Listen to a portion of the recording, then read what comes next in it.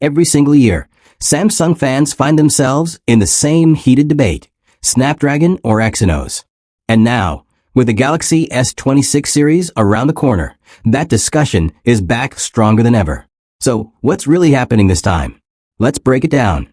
Recent reports suggest that Samsung might be going back to its old strategy, splitting processors by region. Yep, just like before the Galaxy S25 lineup, when everyone finally got to enjoy a global Snapdragon release. That brief moment of peace might be over, because the Galaxy S26 series could once again come in two versions.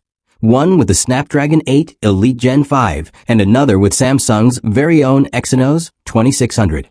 But before we start the whole Snapdragon is better argument again, let's ask a more important question. Does it really matter anymore? According to multiple leaks, Samsung plans to give the Exynos variant to most regions like Europe and parts of Asia. Meanwhile, the Snapdragon version will go to the US and a few other markets.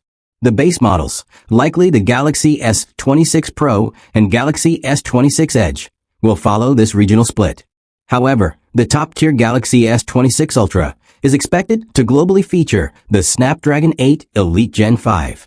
Now, traditionally, Snapdragon chips have always been seen as the better option. Faster, more stable, and more efficient. But here's the twist. The gap between Exynos and Snapdragon is shrinking fast. The new Exynos 2600 is built on Samsung's advanced 2nm process, while the Snapdragon 8 Elite Gen 5 uses TSMC's 3nm process.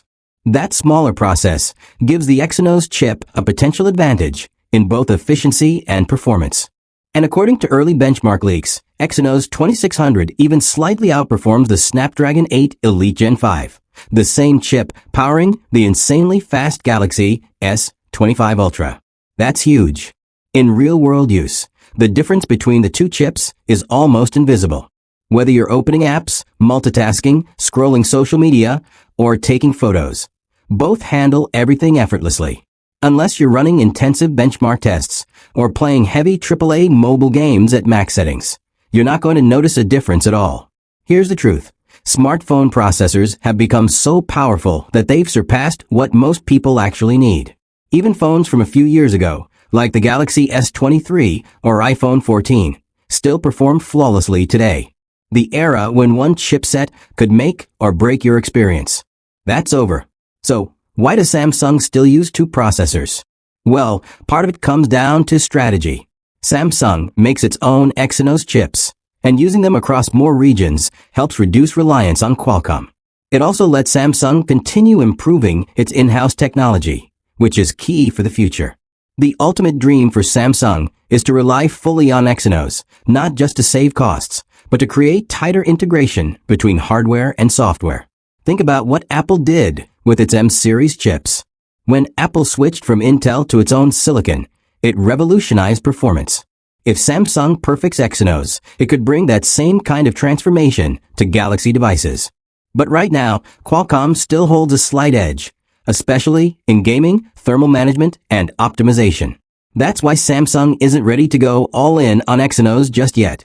Still, it's time for users to relax. Whether your Galaxy S26 comes with Snapdragon or Exynos, you're getting an absolute powerhouse either way. Both chips are insanely fast, efficient, and capable of handling anything you throw at them, from 8K video recording to AI-powered photography. In fact, most of the differences between these two chips exist only on benchmark charts, not in real life. Both deliver flagship-level performance, lightning-fast speeds, advanced AI processing, and buttery smooth experiences across the board. So, when the Galaxy S26 finally launches, the focus shouldn't be on which chip it uses. It should be on the camera upgrades, the AI tools, the brighter display, the improved battery life, and Samsung's overall innovation.